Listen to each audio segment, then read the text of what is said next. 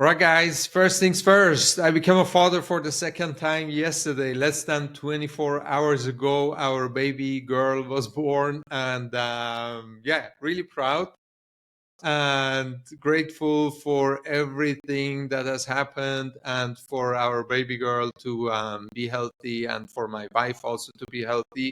So, and also very grateful for my wife to support me so I can do the podcast today, because I already had scheduled the podcast in advance few weeks before with Trevor G Blake, who is my guest today, and he's also a mentor of mine. I connected with Trevor a few years ago, and then I learned more about his tools and techniques. And the more the more I learned from him, the more I was like driven into everything that he shares. And obviously, his success is a proof of that. He has sold over more than 3 companies for over $300 million. And, this is just a small portion of what he does. And he's working on his 7th company right now. And he has done it in a way that is very different than what is out there and what we usually get to see and learn. So really grateful for Trevor to come in on the show and agreeing to come on as a guest, because he's also an immigrant entrepreneur. So tune in, find out yourself more about what Trevor has to share on the show. And as always, please like, subscribe, and share the show so we can get in front of more eyeballs and ears and get to inspire and impact and influence other immigrant entrepreneurs. So I hope you enjoy the show and have a blast.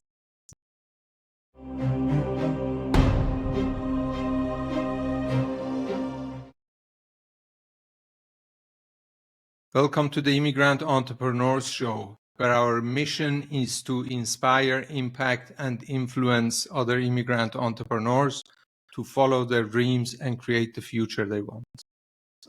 My guest today is a serial entrepreneur who sold 3 companies for over $300 million. He's also a New York Times best-selling author of The 3 Simple Steps and the Secrets to a Successful Startup. And on top of that, he's also an immigrant entrepreneur. Welcome to the show, Trevor G Blake. Thank you, Ali. It feels funny being called an immigrant because I speak the same language, theoretically the same language, right? As Americans, people don't ever stop to consider that actually, you've moved countries. Right. It must be easy. In fact, it's been anything but easy, really. So looking forward to this. So it's a good topic. I've not had a podcast on this topic before, so this will be fun. Amazing. Thank you so much for taking the time and coming here, Trevor.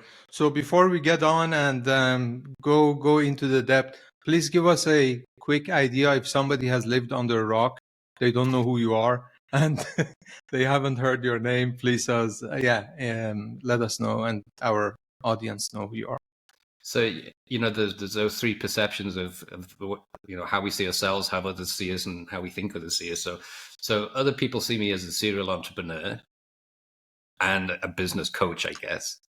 I see myself as a lad from Liverpool still. That's where I was born. That's where I grew up. We were evicted from our little place above a shop when I was 7 and ended up in North Wales. So the nomadic instincts are in me. So I'm surprised I haven't done a podcast on immigrant entrepreneur before, because I haven't stopped moving my whole life because of that. So I see myself as kind of a nomadic traveler who, while he's traveling, is able to see things that need fixing, and then I fix them. And in fixing them, I become an entrepreneur with no skills and no idea what I'm doing.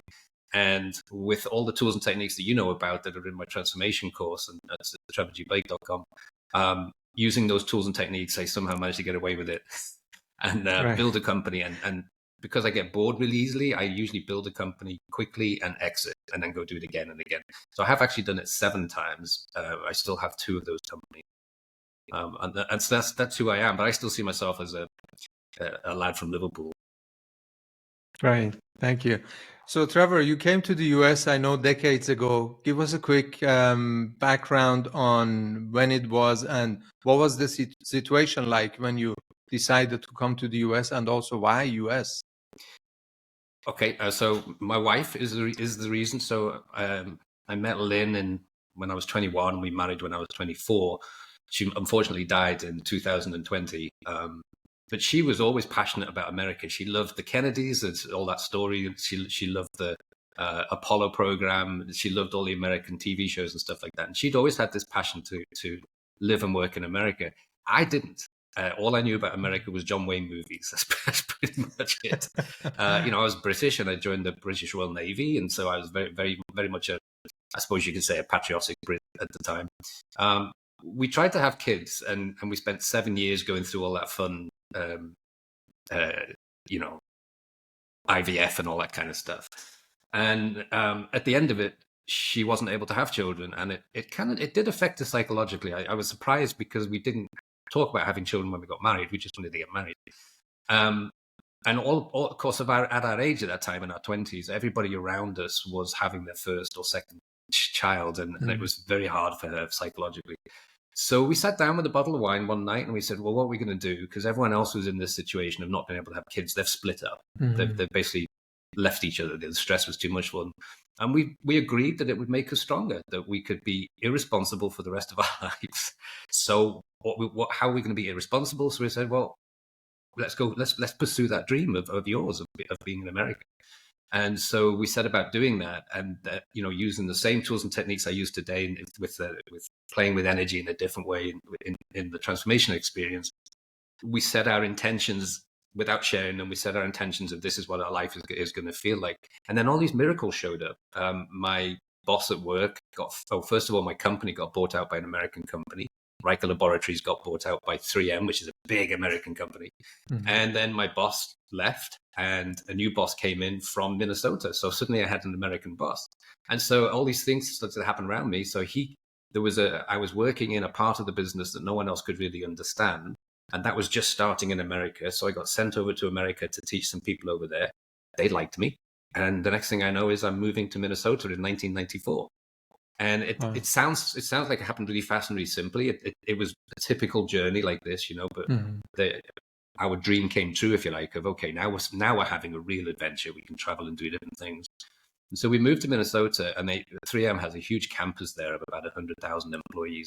And I'm not very good in a corporate office environment. I'm politically incorrect, and I don't like the games that get played in that situation. And so I was not a very popular employee once I moved over there. So they were desperate to get rid of me. And they had 3 jobs, and one of them was in Southern California. So I said, okay, I'm going. I got it. I'll take that one. And so we moved to Southern California in 1994. And we've sort of been here we were here most of our lives until Lynn died in 2020. So that's how I get to be here, really not intentionally, not knowing what I was doing, having no concept of what American culture is like. I had no idea how big the country was. I had no idea how beautiful the country was. And so it's been an honor and a privilege to have spent so many years here, 30 years here now. Awesome. Thank you so much. So, usually when I interview my guests, I have a structure. I don't have a script because I learned from you. But I have a structure. So, but in this interview, because I have learned so many things from you, we might ramble a little bit, but to the audience, it will make all sense at the end. At the end, they will be able to put the pieces of the puzzle together. So, one thing that I'm eager to hear about, your opinion, is, we talk about, or you talk about forcing things versus letting things to happen, let things to happen and then follow through. If somebody is listening to this show and because for me, it's also sometimes a challenge. When I have a vision, when I have an idea, I'm like, okay, I got to make this thing happen. And then I work hard and smart into moving the whole project further. And then I get to obstacle, challenges, sometimes setbacks, right? Now, how do I know intuitively if this is the right thing to push through or if this is not the right thing at all, or I have to sit back and let the universe to figure it out for me. Please It's a great educate us on question, that. Ali, and it's one I even today I struggle with a little bit, because sitting on your hands or on one's hands is sometimes the hardest thing to do. So it certainly is for me, because I'm very much I want to get things done, and I'm very impatient. I'm a physicist by education, and so I have learned that everything in the universe is made of energy, and that energy pretty much looks the same for everyone and everything. And if we can figure out how to play with that energy in a different way than the way we've been taught at school or by family or in religions or something, if we try it a different way, we get different results. And so one day I remember reading a great book, and I thought, okay, I'll try this out. And the book had basically told me that the mind can't tell the difference between what is real and what is imagined. And I was struggling at the time. I was pushing against the people who were holding me back. I was a teenager, so I had people who were bullying me. And funny enough, we're on the Immigrant show. I moved from Liverpool to North Wales, which isn't very far, and yet the North Walians at the time hated people from Liverpool, and so I was getting bullied. And I hid in the town library basically to get out of their way. And I read all these brilliant books, and that's literally books that saved my life, I think. And so in these books I was reading, it was saying, so use that as a trick. Instead of trying to make things happen and push against them all the time and realizing you get the same stuff that you're thinking about back, use your imagination for a better life. And so I was young enough and naive enough to try it, and it worked beautifully. And I imagined being a star student. I imagined being popular. I imagined all of the, having a good life, not this life of being terrified, hiding in a library. And everything changed around me without me doing a thing. And without me working harder or studying harder, I became a top student. And it blew my mind. And so so because I have a bit of a scientific bent, the way I think, I'm a physicist by education, but I'm very curious as a lad from Liverpool. I'm always wanting to know how and why things work. I studied that, and I've tried to figure it out. So I just studied neuroanatomy and neuroplasticity, and then also energy. Okay, how does energy work? How do we work in a different way? And I started to bring it into my life. So I went from being a scruffy kid hiding in a library to being a Royal Navy officer. And that was impossible in those days. But I made it happen with my imagination, not by trying. And so as I've got older and a little smarter, hopefully, I've done it with my businesses. So I will start a company and I will imagine its success before I even know how to do it, how to do the business plan. And it sounds simplistic and it sounds a little woo-woo, but I'm the last woo-woo person you'll ever meet, because I have no time for self-help. I have no patience for it whatsoever. And the great irony of that is I ended up writing a self-help book, but I wrote 3 simple steps. But I wrote it because I wanted to fix the inauthenticity in self-help. Entrepreneurs are fixers and so are writers. And so I wanted to, I was so fed up with reading self-help books that made me feel better about the life I had, but they didn't give me any tools and techniques to actually do something. So 3 simple steps was, I think, the most authentic self-help book out there, because it has tools and techniques that you can implement right now and have a better day tomorrow than you've had today. And that was my thinking on that. And that's really just a reflection of what I'd learned as a kid growing up, that the mind can't tell the difference between what's real and what's imagined. And the science behind that and the reasons for that I write about in 3 simple steps. But the authenticity of 3 simple steps is that I didn't write that book until I had sold my first company for, I think it was 105.5 million. And so that made that book different, because all the other self-help books I'd read were written by people who hadn't had any success except the popularity of their book. And so here's a guy who's using the tools and techniques, having great fun in life, building and selling and doing all that kind of stuff, great relationships, which is so important for us, healthy, younger than his actual years, I think. I think I've always been a bit like that. And then putting that into a formula that anyone can use in business or in relationships is kind of how all this evolved over time. So for me, the short answer is that if we practice enough whereby we trust our imagination to kind of send a code out to life, and life brings the details back, where amazing things start to happen around us. Like, how did that happen? Wow, I'd never guessed that. And it's a beautiful thing when it happens. But if anyone's listening to this or watching this and they're new to it, the way to think about it is like this. Think about all the good stuff that's happened in your life, and then think about how it happened. And then imagine you go back to the beginning. You could not predict that crazy journey to the success or the relationship or the You couldn't predict that you're going to bump into somebody in Starbucks and knock a coffee on the shirt or something like that. But when you have the success and you look back, you can see how it all fits together. So when we do that often enough, we get to a point where we trust our intuition to say, okay, this is what I want. I'm going to imagine what it feels like to have it. And then I'm going to let life fill in the details, which means I'm going to have to sit on my hands a little bit. And that's the tough part. Right. Right. That makes complete sense to me and for me. But also, when do you, when you're doing the work and when you're, again, getting, which all of us will get to a point to, where things are challenging. You get to that curve that, okay, do I give up? Do I go to the next thing, or do I push through?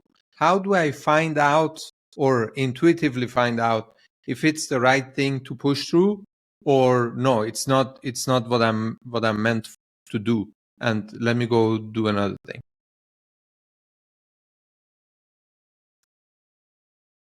So one of us is frozen here, Ali. I don't know if you can hear and see me, but I'll answer the question. So we froze a little bit there, but I think the question is, how do you know whether to push through or stay, right?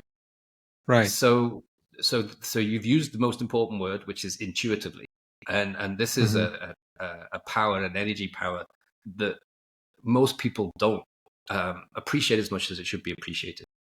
So when we understand that everything's energy, what we're trying to do is match our energy to the energy of that thing that we desire. When we recognize, so intuition comes to us or teaches us through an emotion. And the emotion is not what people think. So most people think, okay, if I'm excited, it must be good. If I'm fearful, it must be bad. But the emotion of intuition is calmness, absolute peace, absolute calmness. And so when we're thinking about a situation and we say, okay, I can do this, if it makes you excited or fearful, don't do it. If you think about the situation and say, oh, I can do this, and even though it's crazy, and that might mean do nothing, and it feels really calm, then you go with whatever feels calm.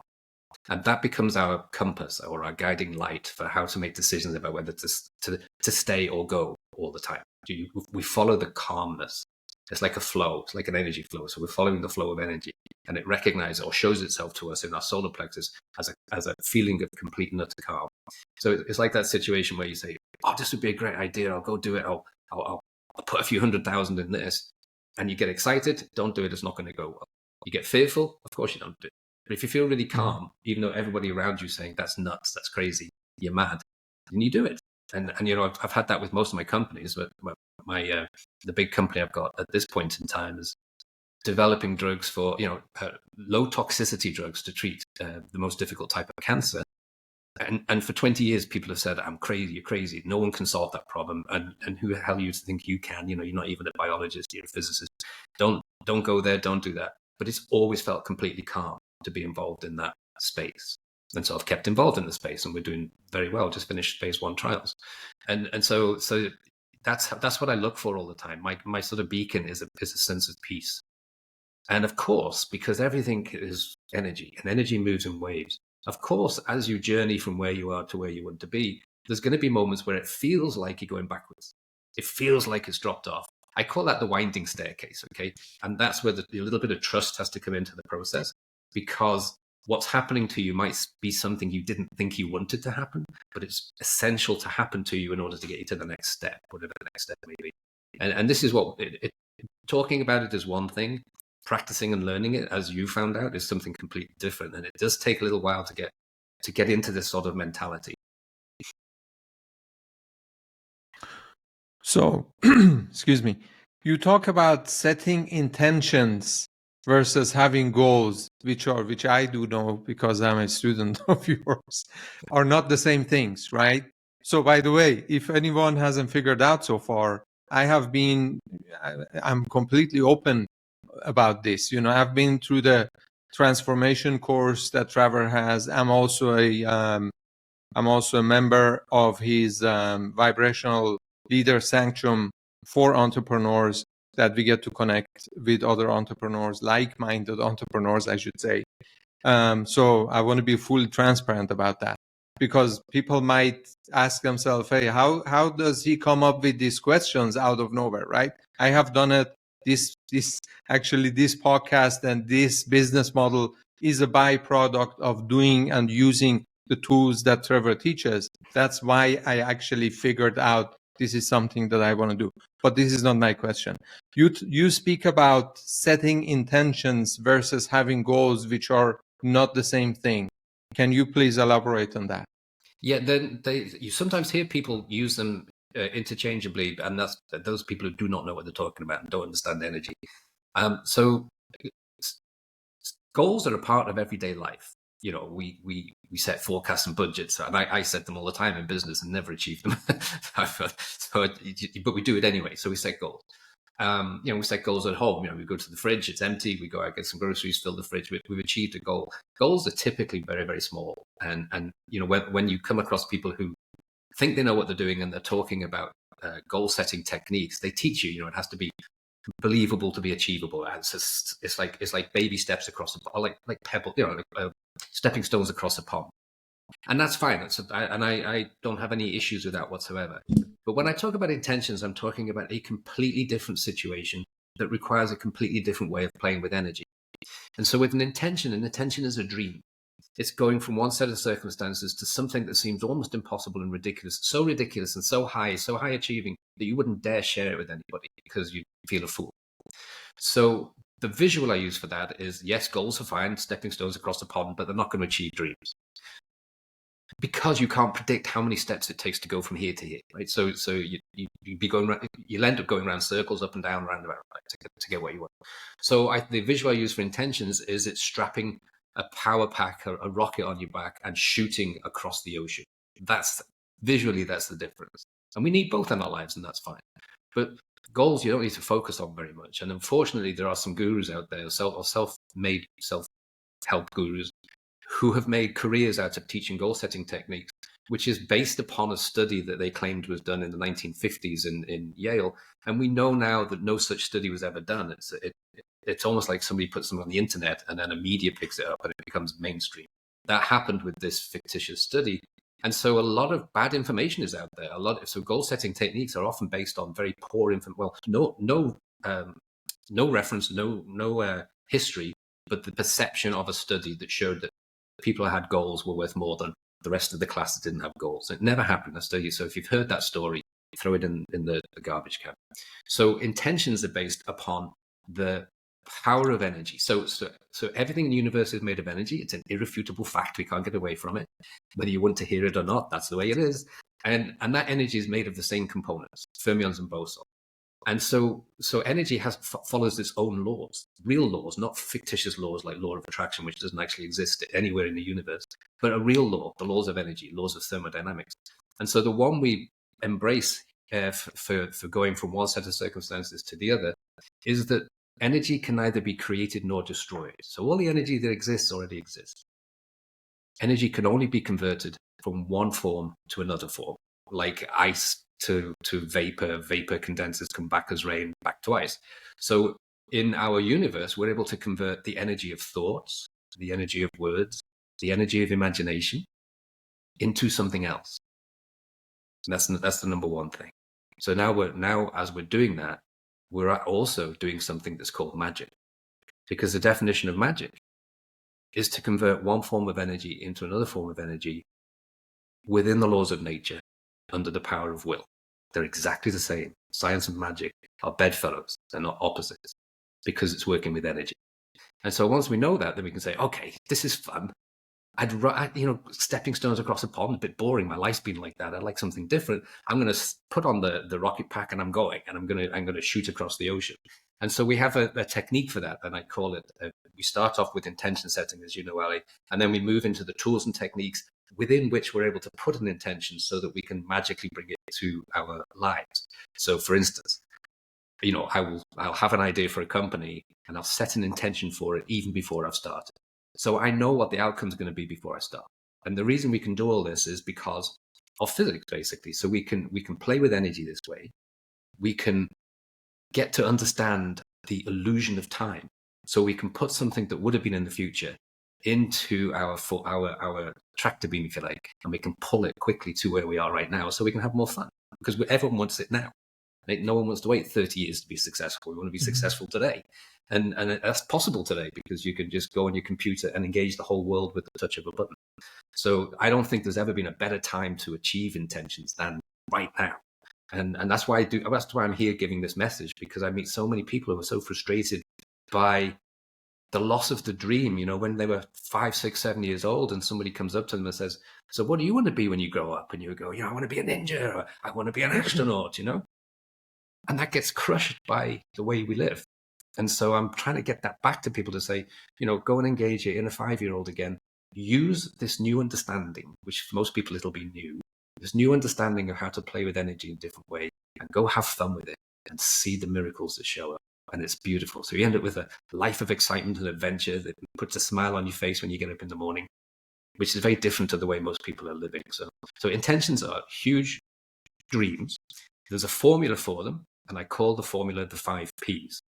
And so if you follow the 5 Ps, then guess what? You can sit on your hands and wait until it shows up.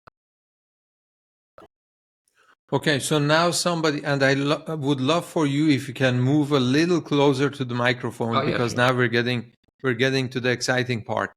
So when somebody is listening to this and they're like, okay, everything makes sense, but hey, I have this huge intention, as we call it, for myself, but this is where I see it to be, and I'm now here and I want to fill the gap, or as you explain it, pull it towards myself. How do I do that? My intention is so far away, or at least it still feels far away. How do I do that? How do I fill the gap? So we have some specific tools and techniques. In the transformation experience, there are over 30.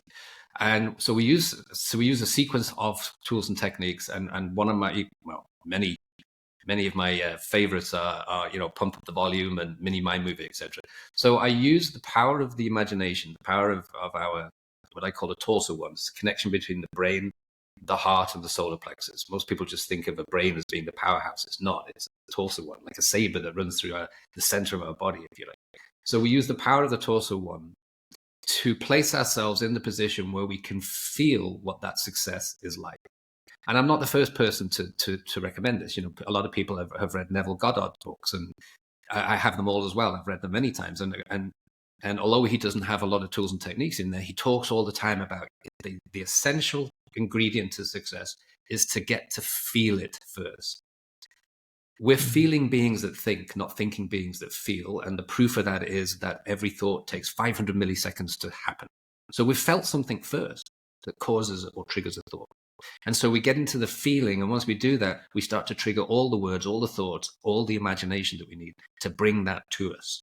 And it'll come in a convoluted way. And I call that the winding staircase. It'll come. It doesn't shoot like an arrow and land by our feet. It comes in a convoluted way, but it comes quickly. So the secret is always to get to the feeling of it. And the tools and techniques I've got to help us do that. The big one I call time imagination, which is where you use what I call a mini mind movie. So we kind of script an intention and then play it out visually in our head as a movie of what a day in the life feels like the day after my intention comes to fruition. And it's fun to play with, right? No one needs to know you're doing it. You do it in your head, and you do it as you're walking around. You do it when you're in nature and stuff like that. Do it before or after meditation. And it's so different to what people are teaching. So people will say, have an intention and shout it from the rooftops. I'm saying, have an intention. Don't tell anybody, for goodness sake. It's energetically suicide. And why not? But get to the feeling. Should they not tell it anyone? Because everything's energy, and in the laws of energy when energies come together. So if two thoughts come together, your thought and my thought come together. So I say to you, okay, here's my intention, Ali, and you quietly think, my God, that man's crazy, right? So you got my thought, which is I'm going somewhere, and your thought is, well, he's crazy. He's a crazy guy. When those energies come together, they flatline. It's called destructive interference. I know that sounds really technical. The only way it can be positive if it's constructive interference, and the only way it can be constructive is if the energies are identical in the same phase. I've never met anyone who has two thoughts that are identical. I don't have two thoughts in sequence that are identical. So physically and scientifically, it's the wrong thing to do. So there's the proof. But another thing too, I made the mistake one time, going back to what we talked about at the beginning of this, I made the mistake of at the dinner table one time, telling my family that Lynn and I are going to America, even though we didn't know how it was going to happen. And then I saw the look of ridicule around the table. The crazy guy. Who the hell does he think he is? He hasn't been in this family 5 minutes and he's already taken our daughter away to America. That destroyed my enthusiasm. So just don't risk it. It's a bit like why I'm not on social media. People will say, yes, you are. No, I'm not. My back team put me on social media. I have no idea what's out there. And I'm deliberately not on social media, not because I'm against social media. I think it could be a really good force, could be a force for good. I'm not on social media because I'm the sort of person that if I saw 99 positive reviews, I would ignore them. But if I saw one bad review, that's going to ruin my day. And so, and make me want to go and hunt that person down and strangle them. So for your own self-preservation, keep your intentions private. But also, there's a scientific reason for it. You also talk about don't think of what you don't want versus think more about and of what you want. Please explain more about that. Yeah, it's a challenge and it's not easy. So these are simple things for us to talk about, Ali, but from your experience like this, right. they're not easy to change our habits of the way we talk and think. So thoughts are energy. And again, I go back to that sort of prime directive that energy converts. Okay, it has no choice. It can either stay in its original form or it converts to something else. So when we have a thought, it either stays out there as a thought, which I don't think happens, or it converts to what we're thinking about. So if we're thinking about, oh my God, look at the debt I've got myself into, or oh my God, I've got no money, or, all of these things, the things we don't want, unfortunately, it goes out to the universe and it comes back and it gives us more of what we've just been thinking about. So you end up in more debt. If it's about relationships, it says, I'm so lonely, I wish I could find somebody. Guess what? You're just going to get lonelier and lonelier. And all your efforts on online dating and stuff like that are going to be fruitless. So this isn't really talked about. It's really at the beginning of my book, 3 Simple Steps, where I get into this because it's absolutely important to get this as right as we can without trying to become saints. Instead of thinking about what we don't have or don't want and sort of inwardly complaining about that, we think about what we want. So instead of saying, oh my God, this debt, instead we change that thought immediately to when I'm financially independent. And it changes us completely because when we're looking at our balance sheet for the debt, it's very heavy. We bend like this. And then we think financially independent, that would be cool. And it completely lifts the energy off us and the stress off us. And so what we do is get into the habit of thinking about what we want rather than what we don't want. So a good exercise for everyone here to get what I'm talking about really is to walk up to somebody and say, God, you look tired, and see what happens to them. And they'll go, oh, you know what? I do feel tired. I don't think I slept very well last night. And they start to sink and sink. And now do it for yourself. So when someone comes to you and says, oh, you look tired, you say, you're right. I could use more energy. Immediate uplift, and you use more energy. And I have a tool technique in the transformation experience called the grocery store challenge. And it's how we practice this uplifting energy for someone and getting resonant energy uplifting ourselves. So we go into a store and we find the person who looks the most beaten down, which for me, where I live, is typically the deli counter because people waiting for sliced cheeses and stuff like that are very impatient. And I could not do that job for all the money in the world. So you pick someone who's looking really down and you go to them and you use their name and you lift them up in some way. So that's a beautiful pendant you're wearing. What's the story behind that? And they suddenly feel seen for the first time, probably that day. Their eyes light up, they exhibit, and you can end up having amazing conversations. But the point is not just to make someone feel better. The point is to feel that energy exchange and how that lifts us up. And so we teach ourselves by doing that, the grocery store challenge, we teach ourselves to watch out more carefully for how we're using our own energy and what we're doing to ourselves. Because most of us are our own worst critics. Most of us self-sabotage. And so I have all these tools and techniques that can keep reminding us. And, there's mirror techniques and all these kind of things. Keep reminding ourselves that uplifted energy leads to good stuff. Heavy energy kind of doesn't. And so that's why we'd don't focus on what you don't have or don't want in your life. Focus on what you want. And I've got loads of anecdotes, personal. I like to be authentic, so I usually end up talking about myself. But after Lynn died, I had to go through that grieving period. It lasted about 15 months. I used all the tools and techniques, and they helped. But I couldn't possibly imagine holding someone else's hand. It seemed impossible to me. And I thought I'd be really good at being on my own. Okay. I hated it. I did not Mm. enjoy being on my own at all. And so after 15 months, I thought, okay, I've got this new adventure that I'm going on, but I don't want to do it on my own. I want someone to come with me, a companion. And so I went through the same process we're talking about. It. I set an intention for a relationship. I did the mini mind movie. I went away to Canada and did almost a whole week commitment ritual to get it in my head that I'm okay with this and I need another partner.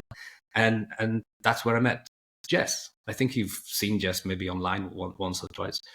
And I met her in the place where I did the commitment ritual, and we got married November last year. And sorry, November 2022.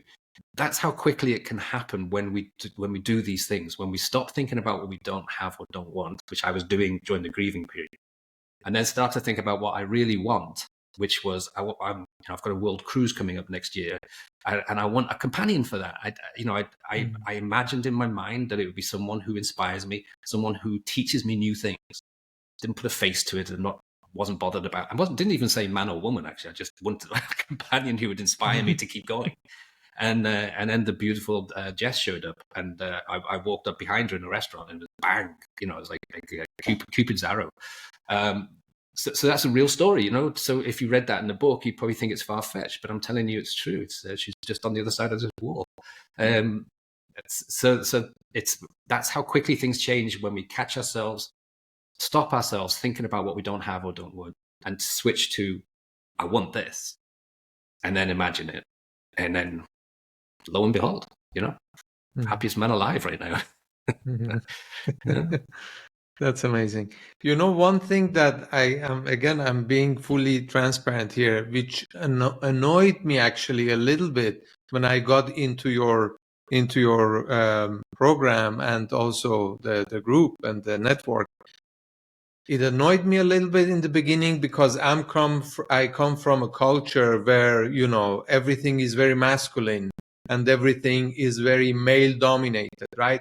And then you started talking about female energy. I was like, what the heck am I doing here? Let me just get out again. This is not for me, And then the more I learned about that, the more I understood that the last thing it has to do with is actually gender, right? So please tell us more about that. What is it when you talk about female energy, which again, I had a conversation with my wife a few days ago, and she is someone who, she knows who you are, but she's not very into your content. And she brought up the female energy, and I was like, where did you get that from? She was like, it's obvious. That's, that's where how the world functions today, and right now we're in a female energy. So please tell us more about that. Yeah, well, you've got a very wise wife by the sounds of it, at least. So right. I know what that's like. They make us seem smart, so that's really good. I'm like you. I really don't enjoy using the terminology of male and female or masculine and feminine. But unfortunately, other people made those labels before we came along, and so I have to use it to try and draw people's attention to this switch in energy that has taken place since end of 2019. And this always sounds a little sort of new agey when you talk about things like this, but it's physics. It is what it is. It has to do with the magnetic core of the Earth, and so it switches scientifically, and then we get to feel it as humans over time, the change. So there was the way the energy flowed since 1284, the way the energy's flowed, I visualize it as sort of linear, and it's like a clipboard mentality. It's like a build a railroad, build a rocket. Everything's linear. Everything's in a straight line, and we do things by sequence. And in the business world, that meant hierarchical structures. And then all of a sudden, you're looking around and you're seeing all these hierarchical businesses go out of business. These were household names that were supposed to last forever. Most of the businesses that were in the books, Built to Last and Good to Great, which I was forced to read in the 90s by my boss, they're gone. And they're gone because the energy's changed and no one noticed. And so what's that energy change? So the linear has given way to what I visualize as spiraling energy. It's very fast. It's a bit like a tornado. It's a whirlwind, and it presents real challenges to us, in business in particular, actually. And so this swirling energy has been given the name feminine energy, and it kind of irritates me a bit because we're both male and female. We're all male and female.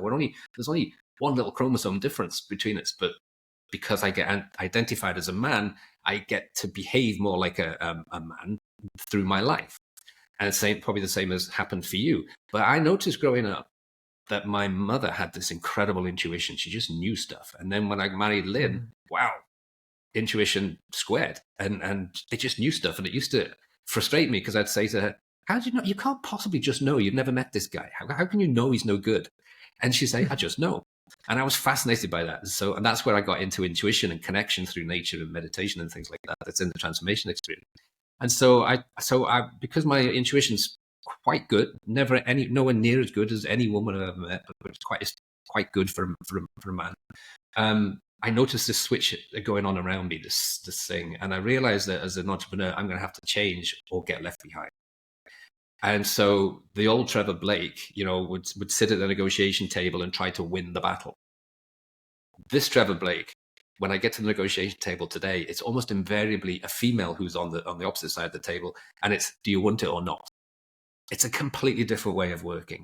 And so I've realized that hierarchies don't work anymore because it takes too long to adapt as the energy swirls. And so we see that now as technological change. Technology is changing so fast that you can be in business and out of business before you even realize that things have changed.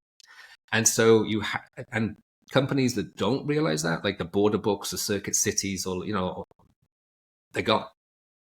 And they're replaced by much leaner operations. So my business structures I call the hub model, and basically it is a hub spike. So I build my businesses to match the swirling energy, and it works beautifully. It means I can get big fast. Whereas the old way, I'd say, okay, need to hire some people, need to call a meeting, need to do some business plans. Those days are gone. Everything's instant now, and that's why intuition is also incredibly important, because you have to make instant decisions. You haven't got time to call a meeting and get the consensus. So yeah, the energy of the world has changed, and it will be like this for a long time. And your female listeners and viewers will be thinking, great, finally, because it's showing up this way for the next 500-600 years. And what it means is a switch in leadership to those who are able to tap into their feminine side, their feminine energy, who are able to value intuition, who are able to make instant decisions based upon a sense of knowing, which I describe and explain in 3 simple steps. They become the leaders of companies, of countries. And so there's never been more female country leaders in history since 1284. What happened before 1284? Well, it was feminine energy back then. And all of the warriors were female. All the warriors were female. All the leaders were female. And here's the beautiful thing. So I love anthropology. So I studied that, understood it, and I noticed something when I was studying it, that when women were in the leadership positions before 1284, or primarily in leadership positions before 1284, they were ruthless. They nurtured their own, but if you didn't have a part to play, you got left behind. So they did not stop to pick up their casualties, and they never took prisoners. And there's so many wonderful examples of that, including like Boadicea, how she destroyed the Romans around, in the southeast of England. I mean, she killed 50,000 people because they would have eaten, they would have needed to be fed, they would have needed to be moved around. And she thought those resources should be for my tribe, not for them. And so that mentality now I'm seeing also in business. Are you in or are you out? Mm-hmm. You don't have time to mess around anymore. And so I'm loving it. And also if people would, decide to research this a bit more, if you do the research on, I don't follow the news headlines, but it's not hard to do a Google search and find out the percentage of women who are in charge of companies and countries now compared to even just 2-3 years ago. It's startling, the change that's taking place. Well, that's great. I'm all for it. I love it. And but I also want to be a part of it. So as a human, as a man, I tap into my what we call the feminine side of myself more now than I ever have done. And I've completely changed my management style from supervisory to peer-to-peer trust. And that's why the hub model now works, whereas previously the hierarchy worked. So it's a convoluted answer, I know, but it's so much fun. Yeah. So if somebody is listening to this and, it makes sense somehow what you're explaining here, but they're sitting here now and are like, yeah, but how do I tap into more into my female energy? How do I do that? So it's again very easy or very simple to talk about, not easy to do. So there's two ways. The first way is always to get to everything, go by the way of nothing. And I think Sun Tzu said that, or Lao Tzu. And what that means is that we have to get into spaces of complete quiet, complete peace. And so some people will give labels to that. Some will call it meditation. Others might say, oh, he's talking about yoga. And I'm talking about all of those things. I'm talking about finding techniques that work for you, that allow you to stop and just be. And when you stop and you just be, and marvelous things happen, you start to connect with the universe. Again, that sounds like New Age, but it's scientific. When I was growing up and was being taught physics, I was told that in between the atoms was empty space. In 2012, it was confirmed by Professor Higgs, who died just a couple of weeks ago, that empty space is filled with energy. And he can be quoted saying this as a scientist. It's filled with energy. It's called the Higgs boson. It's filled with energy, and it connects everything to everything and everyone to everyone through the illusion of time. That's powerful stuff, right? So that means that if we can get to a space where we can connect through, I call it cosmic glue because I like the visual of it. So if we now know that if that cosmic glue didn't exist, we would all shoot through the universe at the speed of light. Our fermions and bosons wouldn't slow down. That cosmic glue causes what makes us, the fermions and bosons, to interact, slow down, if you like, it's like a duck landing on a pond. And the duck gets to experience what a pond is like because it slows down and crashes into it. So in doing that, we get to understand solidity and matter. That is all we are, slowing down through the universe. And we have this amazing experience called life. And the appearance of something called human, right? We can take that and we can use it to our advantage completely. So we can put ourselves in a space where we can just be for a little bit. And in being, we connect. And if before we enter that space, we think about an issue we may have or something that we want, the solution, we can pull it from the cosmic glue whilst doing nothing. And it's beautiful.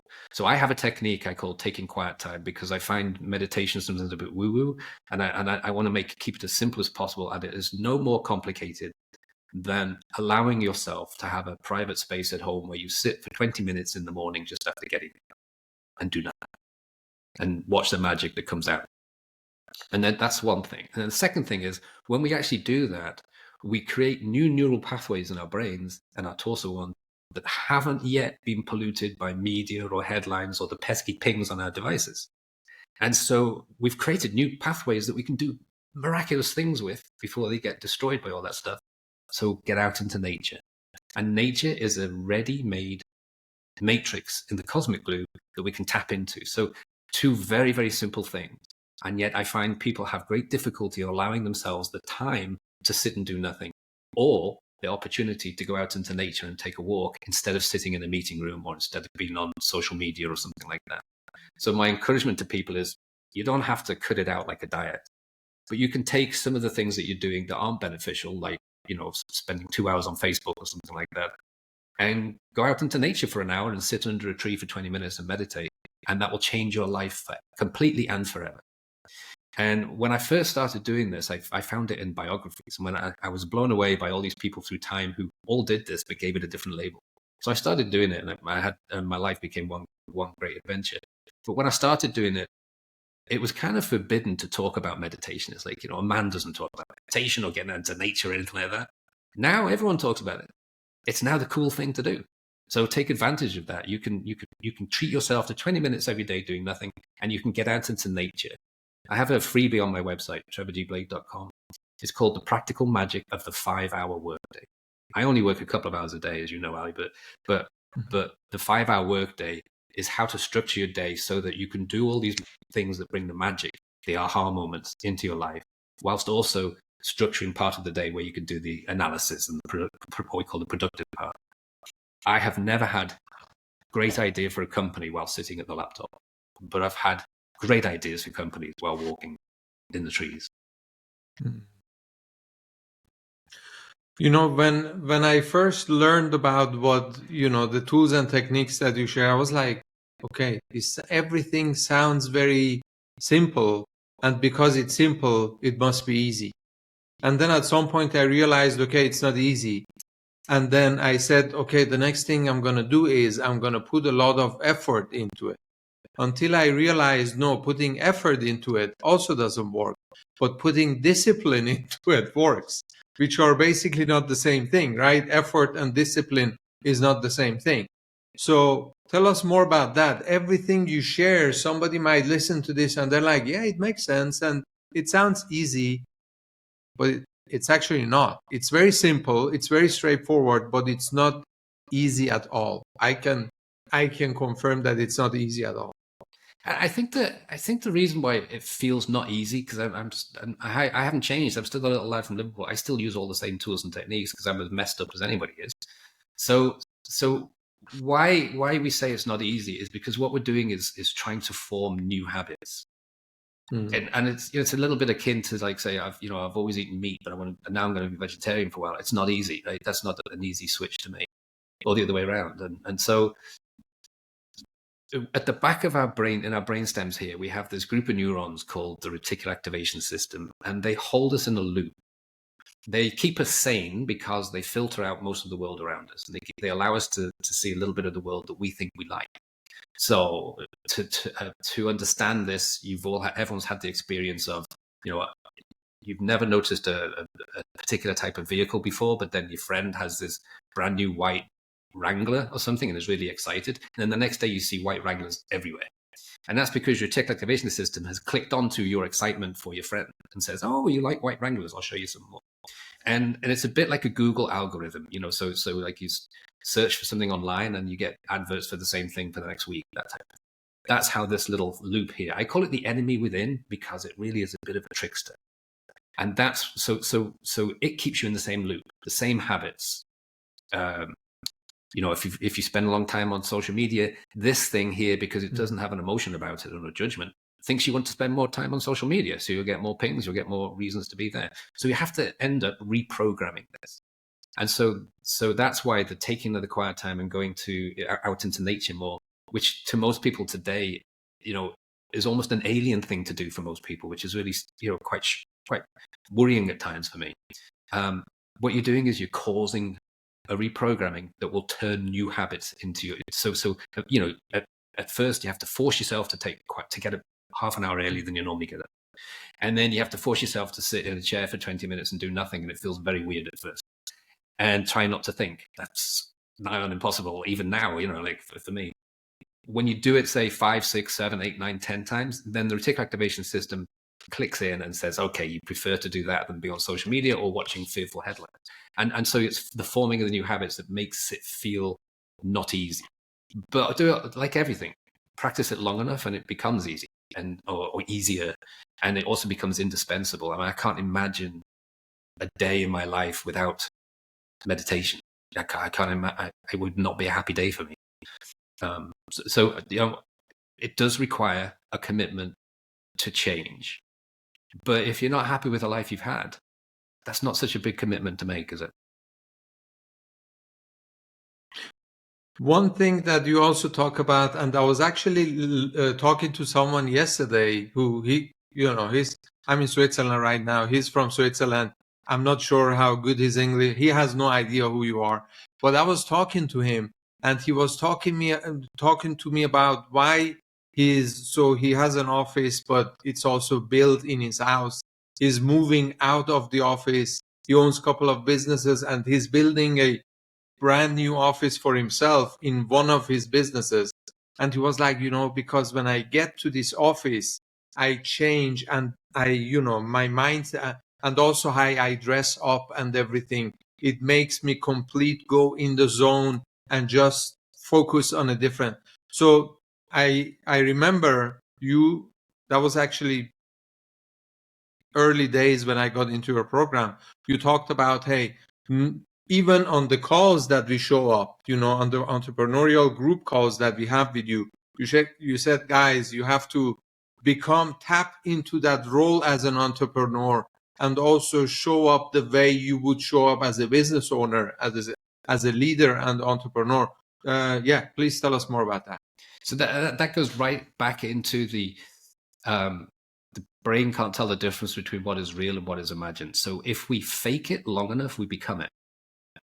And the test for that was a piano playing exercise. It was done in Germany, and they had music students play some bars on the piano, and then they had people who had no idea even how to touch a piano, let alone play a chord. They had those people imagine playing it, and then they did MRI scans, and they found no difference between the two. And then they carried on the study, and they found that the ones that had imagined that they could play it when they sat down at the piano were better than the ones that had learned to play it. And that's a real piece of magic right there. And we had so I use that in life. So I show up as the person I want to be, not the person I am. So if someone's starting out as an entrepreneur, and you're showing up into the world in an unironed t-shirt and flip-flops, it's going to be pretty hard to get from where you are to where you want to be. So you start immediately. I mean, I always on Zooms I show up according to the topic that we're talking about. So I knew we'd be talking some entrepreneurial and energy stuff today. So I show up I could be naked from the waist down. It doesn't matter. I'm not, by the way, don't worry. But so long as I show up properly, right? I've got a in the closet here. I've got 5 or 6 different jackets. I'll pick the one that's appropriate for the person I want to be. And that's what it is. That's really important. It was quite a surprise to me when I started the VLS just I think a couple of years ago, that because it's on Zoom, people think that means, I can be really casual. I can sit backwards passively. I don't have to engage. I don't have to contribute. What's in this for me was the mentality. And that's not that mentality will fail in the feminine energy. Spiraling energy is all about how do I contribute, not what's in it for me. And I teach this a lot or talk about this a lot because I see an awful lot of people who don't realize the energy is switched, still in the mode of, am I getting value for money? What's in it for me? Whereas what they should be saying is, how do I contribute? Because then the resonant energy lifts them to where they want to be. So it was quite a shock to me to see people, with the cat in the background and no avatar.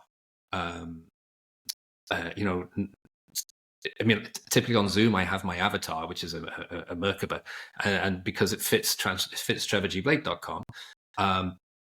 When I'm doing Nia Via, I have a Nia Via logo behind me. That's my oncology company. And when I'm doing a fireside chat like this, I keep it nice and plain so there's no distraction. You've got your logo behind you, which is brilliant, right? That's the first thing I saw actually when we came on. Kudos to you. You wouldn't believe the number of podcasts I do where the guy's in the kitchen and people are walking in the background and the host looks like they don't have a cent to spend in the world and they're talking about how to get rich. So you have to show up, you have to play the part if you want to become that. And that, so one of the exercises I've had some people do, and I kudos to those in the VLS who did it, the vibrational leadership sanctum. It's my equivalent of a mastermind, but hopefully more practical than a mastermind. One guy, I told him about this exercise or taught this exercise. He did it the next day, videoed himself, and I said, look, go find an office space somewhere. Even if you have to hire it for the day, it doesn't really matter. But you can probably emotionally blackmail them to let you in because you can say, I'm looking for a space. And imagine it's a boardroom, and imagine all the chairs are filled with different people, and you show up for that. How would you show up for that? Well, you go with it in a suit. You'd have a briefcase. It doesn't matter if the briefcase is empty. You go and you be that part. And what I want you to do is to present to these imaginary people here. And he went and did it and videoed himself. And then he commented on what it did to him mentally and how he feels now. He was a completely different person 24 hours later. He felt, okay, I'm a business guy. Before I wanted to be a business guy, but I didn't really believe I could do it. Or I am one now because he showed up and acted the part and faked it. And life's a bit like that. And it's if it sounds like a con trick, it's not. It's just playing with energy and using the science that's available.